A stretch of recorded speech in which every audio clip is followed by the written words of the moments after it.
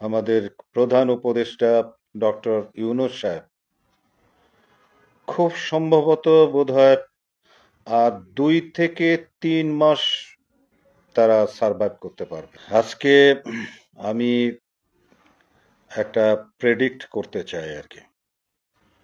সে প্রেডিকশনটা সম্পর্কে আপনাদেরকে আমি জানাতে চাই। আমার যা মনে হচ্ছে অবস্থা দৃশ্যে যা দেখছি আমি, তাতে মনে হয় যে এই উপদেষ্টাদের নিয়ে আমাদের প্রধান উপদেষ্টা ডক্টর ইউনূস সাহেব খুব সম্ভবত বোধহয় আর 2 থেকে 3 মাস তারা সার্ভাইভ করতে পারবে। তাদের এটা তারা এইভাবে যেভাবে চলছে আর কি, মানুষ আসলে মানে কোনোভাবেই তাদেরকে ক্ষমা করবে না। 2 থেকে 3 মাসের মধ্যেই তাদেরকে চলে যেতে হবে। আদারওয়াইজ তারা যদি আপনার গিয়ে এই উপদেষ্টাদের পরিবর্তন যদি আনে, তাহলে হয়তো যে টার্গেট করেছিল যে 2025 সালের শেষে কিংবা 2026 সালের প্রথম দিকে ইলেকশন করতে পারবে। কিন্তু আপনারা দেখছেন যে তারা মানে বিশেষ করে এই উপদেষ্টাগুলো সব দিকে ব্যর্থতার পরিচয় দিচ্ছে। প্রথম কথা হলো যে কিছু কিছু উপদেষ্টাগুলোকে এতগুলো দায়িত্ব দেওয়া হয়েছে, একটা দায়িত্ব পালন করার মতোই তাদের যে বয়স, সেই বয়সটা নাই। সেই জায়গায় এক একজনকে এতগুলো দায়িত্ব, সেই দায়িত্ব আসলে পালন করা কোনোভাবেই সম্ভব না, কারো পক্ষেই সম্ভব না। তো এই সম্ভব না হওয়ার জন্যে কিন্তু তাদের এই ব্যর্থতা মানে শুরু হয়েছে। মানুষ এই 4-5 মাস আপনার সহ্য করেছে, কিন্তু এখন আসলে আর সহ্য করবে না। তো যে কারণের জন্যই আমি বলছি যে এটা 2 থেকে 3 মাসের মধ্যেই একটা মানে পরিবর্তন যদি এই উপদেষ্টাদের মধ্যে যদি না আনা হয়, যদি সেইখানে শক্ত সামর্থ্য এবং জানা কর্মঠ মানুষ এবং আপনার গিয়া এটাকে বলবো যেটা ড্যাশিং পুশিং মানুষ, মানে ওইরকম মানুষ যদি এই উপদেষ্টাদের মধ্যে যদি না নেওয়া হয়, তাহলে আসলে মানে এরা ফেল করতে বাধ্য। ফেল তো অলরেডি করেই ফেলেছে। কারণ হলো গিয়ে আপনারা দেখছেন যে চতুর্দিকেই কিন্তু মানুষের এই দাবি সেই দাবি।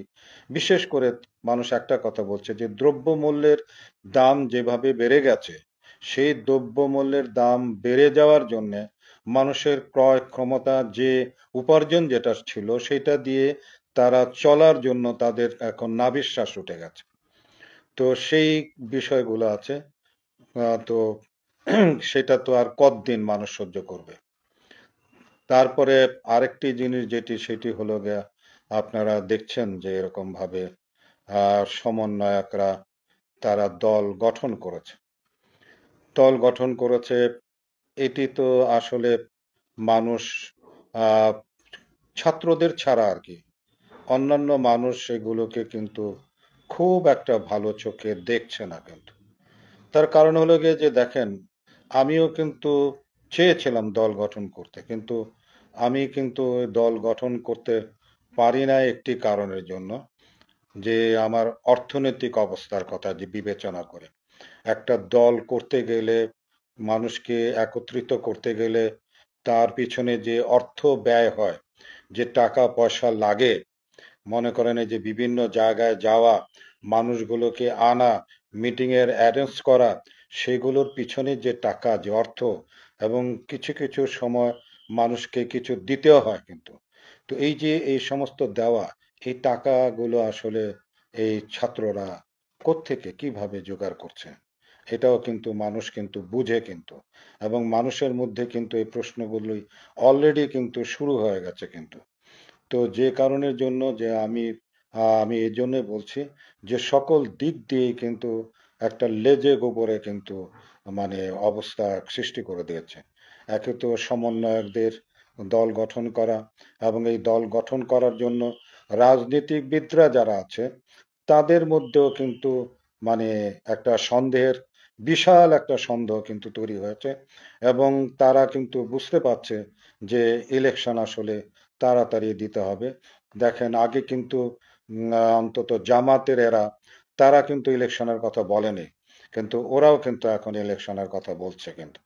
তো কাজেই অবস্থা দৃশ্যে যেটি মনে হচ্ছে আর কি, প্রথম কথা হলো যে এই আমাদের যে উপদেষ্টারা যারা আছে, এই বৃদ্ধ উপদেষ্টারা, এই বৃদ্ধরা কিন্তু ফেল করছে, এবং ফেল করার জন্য মানুষের নাভিশ্বাস উঠে গেছে। মানুষ সেইভাবে মানে চলতে পারছে না, মানুষের দুঃখ কষ্ট দূর হচ্ছে না। মানুষের দুঃখ কষ্ট এই বৃদ্ধরা কিন্তু দূর করা সম্ভব না তাদের পক্ষে। তারা এখন, তাদের যে বয়স হয়েছে, এক একজন, এই যে একজন মারা গেল, সেটা বোধহয় 83 বছর বয়স একজন মারা গেল।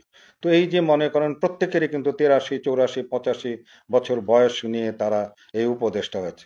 এখন তো তাদের যে সময়টা, এই সময়টা তো হলো গিয়ে ঘরের মধ্যে বসে থাকা, আল্লাহ বিল্লাহ করা, এবং তারা মানে আসলে একটু আরাম করার সময়টা। তো দেখেন, তারা সেই জায়গার মধ্যে তাদেরকে মনে করেন যে কাউকে আপনার গিয়া যোগাযোগ মন্ত্রণালয় দিছে, আবার রেলওয়ে মন্ত্রণালয় দিছে, তারপর আবার আরো কি কি যেন মন্ত্রণালয় দিছে। তো এই যে এই বৃদ্ধগুলো কি করে এতগুলো মন্ত্রণালয় আপনার গিয়া চালাবে? পাশাপাশি যে আপনার গিয়া ফ্যাসিস্ট সরকারের যে এই যে আপনার গিয়া যারা ছিল, দোসর যারা ছিল, এই যে আমলা, এই আমলারা কিন্তু এখনো কিন্তু রয়ে গেছে। আমলাদেরই কিন্তু সবচেয়ে কিন্তু মজা কিন্তু তাদেরই কিন্তু। এবং দেখেন কি মজার বিষয়, যে আমি এর আগেও বলেছি যে আমলাদের এত সুযোগ সুবিধা ফ্যাসিস্ট সরকার দিয়ে গেছে, এইবারও কিন্তু তারা বলতেছে, এই যে উপদেষ্টারা বলতেছে যে তাদের আরো সুযোগ সুবিধা বাড়াতে হবে। চিন্তা করতে পারেন যে এদের সুযোগ সুবিধা বাড়াতে হবে, দেশের মানুষ তারা কেনাকাটা করতে পারছে না, চলতে পারছে না, মানুষের দাবি দাওয়া নিয়ে রাস্তায় নামতেছে, সেই দাবি দাওয়াগুলো তাদের পূরণ হচ্ছে না, অথচ কিন্তু এই আমলাদের নাকি আরো নাকি তাদের দরকার, তাদের নাকি সুযোগ সুবিধা নাকি আরো দরকার। তো এই যে বিষয়গুলো, এগুলো কি মনে করে যে, তারা কি মনে করতেছে যে দেশের মানুষ বুঝে না? এ দেশের মানুষ আর কত, এই 5 মাস তো তাদেরকে দেখলো কিন্তু। আমরাও কিন্তু, আমি তো, আপনারা জানেন যে আমি সবসময় বলেছি যে এই সরকারকে ব্যর্থ হতে দেওয়া যাবে না, কিন্তু সরকার নিজে নিজেই কিন্তু ব্যর্থ হচ্ছে কিন্তু। এটাকে কেউ আর ঠেকাইতে পারতেছে না কিন্তু। কাজেই মোট কথা হলো যে একটা মানুষের এনার্জেটিক হতে হবে, এনার্জি থাকতে হবে, কাজ করার মতো সামর্থ্য থাকতে হবে। সেই সামর্থ্য নাই বৃদ্ধ মানুষগুলো, তাদের উপরে 4টা 5টা মন্ত্রণালয় দিয়ে আছে। তারপরে তো এই যে মনে করেন যে একজন তো মানে সমন্বয়ককে আমি জানলাম, আমি বুঝতে পারলাম না যে উনি আসলে, ওনাকে যে কোনো একটা দপ্তরও দেওয়া হলো না। একটা ইয়াং ছেলে, তাকে কোনো একটা দপ্তর দেওয়া হলো না। সে ছিল আগে ইউনূস সাহেবের উপদেষ্টা ছিল, প্রধান উপদেষ্টা ছিল, সেই উপদেষ্টা থেকেও তাকে বাদ দিয়ে দেওয়া হলো। এখন আসলে উনি কি করছেন আসলে? যার জন্য তো আমার কাছে যেটা মনে হয় যে মাঝে মধ্যে এই যে উনি স্ট্যাটাস দেন, অমুক করেন তমুক করেন, এটাও তো আমার কাছে মনে হয় যে উনি বোধহয় মানে ডিপ্রাইভ হয়ে গেছেন আসলে। আসলে ওনাকে কিন্তু কষ্টের মধ্যে ফেলে দেওয়া আছে, যার জন্যই কিন্তু উনি কষ্টের মধ্যে আছেনই বলে কিন্তু এই যে কখনো কখনো মাঝে মধ্যে এই স্ট্যাটাস দেন, দিয়ে আবার আবার মুছে ফেলেন, আবার দেন। তো এই যে এই সমস্ত জিনিসগুলো, তার তো কোনো কাজই দিল না তো। ওনার কি কাজ আছে ভাই বলেন তো, ওনার কি কাজ কি? তো এবং এতগুলো ডিপার্টমেন্ট এক একজনকে দিয়ে রাখছেন, কেন এই মাহফুজ সাহেবকে কেন দিচ্ছেন না, কেন কোনো ডিপার্টমেন্ট দিলেন না কেন? কেন দিচ্ছেন না তাকে, একটা ইয়াং ছেলে? হ্যাঁ, তো এইরকম ভাবে এই রাষ্ট্র যদি পরিচালনা করে, কি কারণের জন্য তাকে প্রধান উপদেষ্টার উপদেষ্টা হিসাবে তাকে বাদ দেওয়া হলো, সেটাও তো বুঝলাম না। তো উনি কি করছেন এখন আসলে?